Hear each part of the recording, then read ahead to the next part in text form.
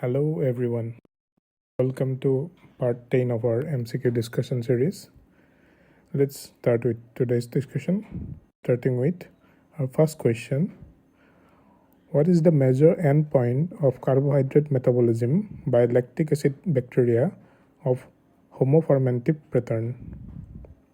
इसमें ऑप्शन दिया गया है. Option A lactate, option B ethanol, option C carbon dioxide, option D acetone. Lactic acid bacteria में हमें दो टाइप का फर्मेंटेटिव पैटर्न मिलता है. एक होमोफर्मेंटेटिव पैटर्न है जिससे हमें लैक्टेट मिलता है, और एक हमारा हेटेरोफर्मेंटेटिव पैटर्न होता है, इसमें से हमें इथेनॉल मिलता है जो हम अल्कोहल फर्मेंटेशन में यूज़ करते हैं. अगर किसी लैक्टिक एसिड बैक्टीरिया को एक ग्लूकोज एटम मिल जाता है तो वो ग्लूकोज 6 फॉस्फेट में कन्वर्ट होता है. वो प्रोसेस तो आप जानते ही हैं. उसके बाद ये आइडर फ्रुक्टोज 6 फॉस्फेट में जाके होमोफर्मेंटिव मेटाबॉलिज्म करता है, या फिर ये फॉस्फोग्लूकोनेट बन के का हेटेरोफर्मेंटिव मेटाबॉलिज्म दिखाता है. ये जो हमारा हेटेरोफर्मेंटिव मेटाबॉलिज्म है, इसमें हमें लैक्टेट और इथेनॉल दोनों मिल सकता है. मेजॉरली हमें इथेनॉल मिलता है, और होमोफर्मेंटिव प्रोसेस से हमें लैक्टेट मिलता है. दो लैक्टेट का मॉलिक्यूल हमें मिल जाता है. चलिए देखते हैं हमारा next question. Which of the following is an example of a low pH medium, pH 4.5, that is used for the cultivation of yeast and molds from canned foods. इसमें ऑप्शन दिया गया है. ऑप्शन ए टोमेटो जूस अगर, option B milk extract अगर, option C dextrose ट्रिप्टोन अगर, option D reinforce clostridia medium. इसका correct option होगा milk extract अगर. ये जो मिल्क एक्सट्रैक्ट अगर है, इसमें से हम ईस्ट और मोल्ड्स डेवलप कर पाते हैं. और जो हमें ऑप्शन सी में दिया गया है डेक्सट्रोज ट्रिप्टोन अगर, उसमें से हम फंगी और बैक्टीरिया डेवलप कर सकते हैं natural to slightly acidic pH में. और जो हमारा रीइंफोर्स्ड क्लोस्ट्रीडिया मीडियम होता है, इसमें से हम आपका एनारोबिक बैक्टीरिया डेवलप कर सकते हैं. चलिए देखते हैं हमारा next question. The spoilage of pear fruit is predominantly attributed to which of the following organism? Option A दिया गया है Cladosporium species, option B Alternaria species, option C Penicillium species, option D Erwinia species. इसका correct option होगा Erwinia species. ये जो हमारा कैलाडोस्पोरियम species होता है, ये कॉमनली हमारा जो फ्रूट्स एंड वेजिटेबल्स है उसमें मोल्ड फॉर्म करता है. जो हमने साइड में ये डायग्राम दिया है, आप कभी कभी देखे होंगे. जब फ्रूट्स या वेजिटेबल्स बहुत पुराना हो जाता है, ऐसा ये ग्रो हो जाता है. ये कैलाडोस्पोरियम का ही एक एग्जांपल है. और जो हमारा अल्टरनेरिया स्पेसी है, ये भी फ्रूट्स में जो संकन रीजन रहता है, आप कभी कभी पोटैटो में देखे होंगे और कभी कभी एप्पल में भी देखे होंगे. वो जो एक जगह पे संक हुआ होता है, उससे अल्टरनेरिया स्पेसीज जनरली कॉज करता है. और जो पेनिसिलियम है, वो हमारा फ्रूट्स और वेजिटेबल में ब्लू कलर का मोल्ड प्रोड्यूस करता है. आपने ब्रेड में देखा होगा कभी कभी. चलिए देखते हैं हमारा next question. Which of the following is source of Vibrio parahaemolyticus. इसमें ऑप्शन ए दिया गया है fish and shellfish, option B air, option C soil, option D sewage. इसका करेक्ट ऑप्शन होगा फिश एंड सेलफिश. ये जो हमारा फाइब्रियो पैराहेमोलाइटिकस होता है, ये फिश एंड सेलफिश में पाया जाता है. और जो हमारा फाइब्रियो जीनस का दूसरा भी इम्पोर्टेंट बैक्टीरिया होता है, जैसे फाइब्रियो कोलेरी, जो हमारा कोलेरिया कॉज करता है, जो एक water and food related disease है. और जो हमारा फाइब्रियो फाल्निफिकस होता है, वो आउंट इन्फेक्शन करवाता है.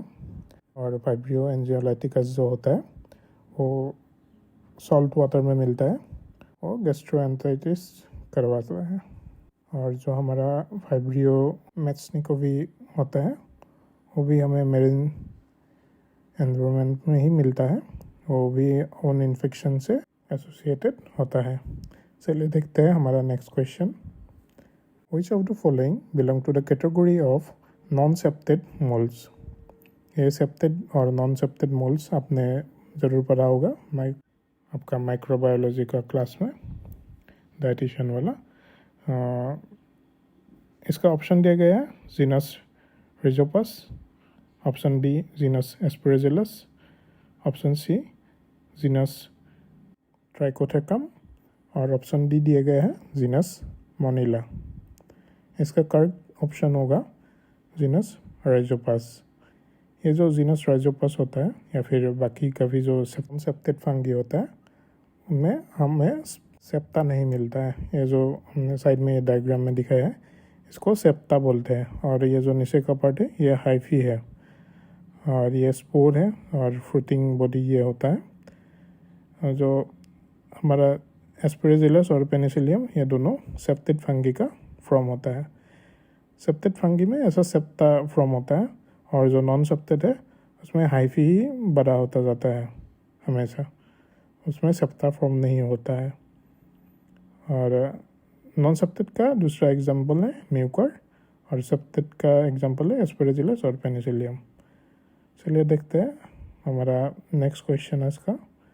The salt preference of extremely halophilic organism has which of the following range of tolerance?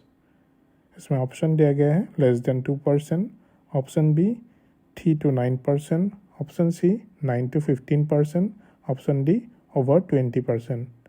इसका करेक्ट ऑप्शन होगा ओवर 20%। ये जो हेलोफिलिक बैक्टीरिया होता है मतलब हमारा जो सॉल्ट लविंग बैक्टीरिया है, यहाँ पे हेलो मतलब सॉल्ट और फिलिक मतलब लविंग। इसका हमारा एग्जांपल है हेलोबैक्टीरियम सेलेनेरियम, हेलोफेरेक्स वोल्कानी, ये वोल्कानो में पाया जाता है ये वाला बैक्टीरिया, और हेलोकोकस ओरुआ और नेट्रोनोकोकस ओकुलेटस। ये हमारा ईयर इन्फेक्शन करवा सकता है। यहाँ पे अगर आपको पूछ लिया जाता है कि इसमें से कौन सा बैक्टीरिया आपका सॉल्ट लविंग है, ऐसा भी क्वेश्चन आ सकता है, तो आप ये याद रखिए हेलो मतलब हमारा सॉल्ट होता है और यहाँ पे ये जो नाइट्रो है, नाइट्रो मतलब भी सोडियम होता है। सोडियम का सिंबल भी हमारा Na होता है ना, तो आप इसको एसोसिएट करके याद रख पाएंगे। चलिए देखते हैं हमारा next question. Bacillary dysentery is caused by which of the following organism? Option A दिया गया है Listeria monocytogenes, option B Campylobacter jejuni, option C Shigella, option D Clostridium बोtulium।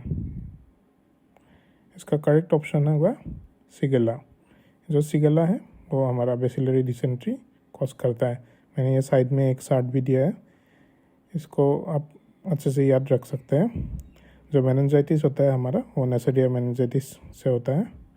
जो निमोनिया होता है वो डिप्लोकोकस निमोनिया से होता है। जो बॉइल्स होता है वो स्टेफाइलोकोकस स्पेसिस से होता है।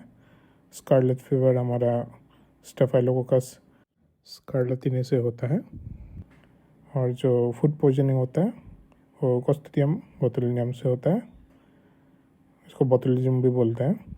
और जो टिटेनस है वो तो पता ही होगा, क्लोस्ट्रिडियम टिटेनी। जो डिप्थेरिया है कॉर्निबैक्टीरियम डिप्थेरिया से होता है। जो ट्यूबरकुलोसिस है वो माइक्रोबैक्टीरियम ट्यूबरकुलोसिस से होता है। प्लेग हमारा एस्निया पेस्ट्रिस से होता है। टाइफाइड सैल्मोनेला टाइफी से होता है। कोलेरा वाइब्रियो कोलेरिस से, सिफिलिस ट्रेपोनेमा पैलेडियम से होता है।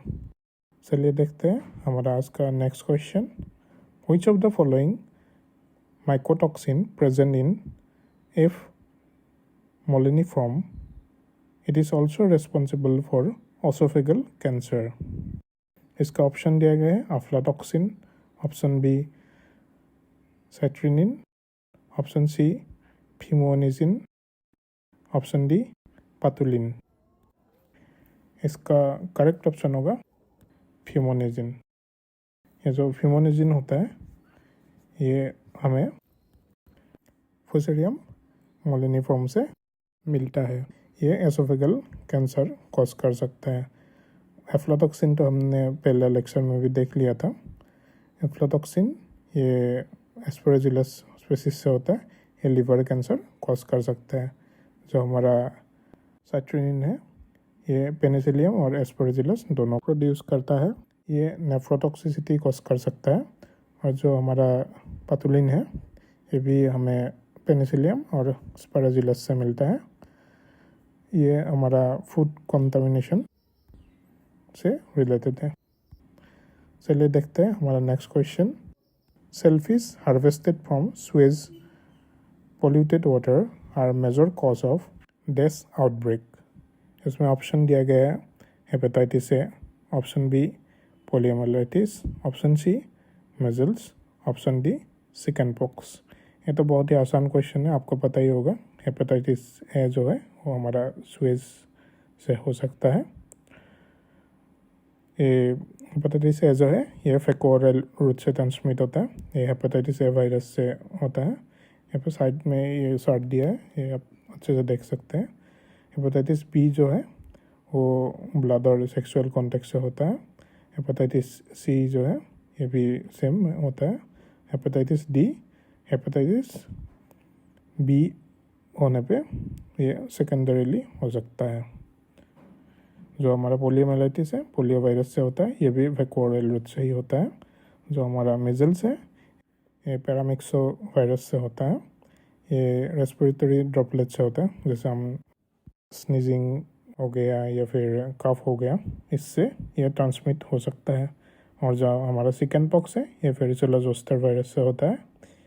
ये रेस्पिरेटरी ड्रॉपलेट और डायरेक्ट कॉन्टेक्ट से भी हो सकता है। चलिए देखते हैं हमारा आज का next question. Which of the following equipment is used for sterilization act by oxidation of cell constituent to carbon? इसमें ऑप्शन दिया गया है। Option A hot air oven, option B water bath, option C Arnold sterilizer, option D incinerator. ये भी easy question है, actually आप लोगों को पता होगा शायद। इंसिनरेटर जो है ये हम हॉस्पिटल्स में यूज़ करते हैं। जो हमारा हॉस्पिटल्स का वेस्ट होता है वो हम जनरली इंसिनरेशन प्रोसेस से डिस्ट्रॉय करते हैं। ये बहुत ही हाई हीट में एनारोबिक कंडीशन में बर्न किया जाता है। और जो हमारा हॉट एयर ओवन है ये ड्राई हीट मेथड से ऑक्सीडाइज करवाता है मटेरियल को, जो डायरेक्ट ऐसे बर्न नहीं कर देता। जो बैक्टीरिया और वायरस का सेलुलर मटेरियल होता है उसको ऑक्सीडाइज कर देता है। और जो वाटर बाथ हो गया या फिर आर्नोल्ड स्टेरिलाइजर हो गया, ये मॉइस्ट हीट मेथड यूज़ करता है। स्टीम से जो वायरस या बैक्टीरिया का प्रोटीन होता है उसको डिनेचुरेट कर देता है। उससे वो जो हमारा यूटेंसिल्स होता है, इक्विपमेंट्स होता है, वो स्टेरिलाइज हो जाता है।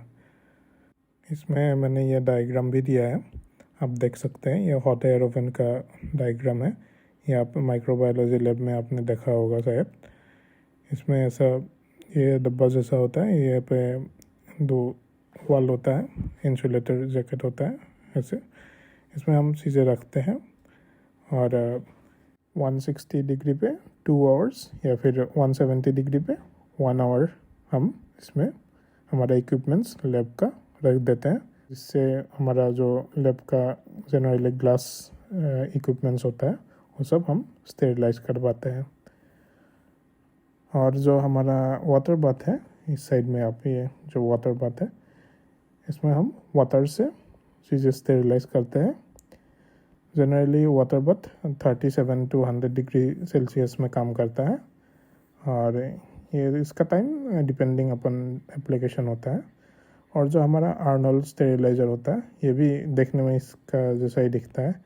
ये 100 डिग्री सेल्सियस में 20-30 मिनट्स तक हम आइटम्स को रखते हैं।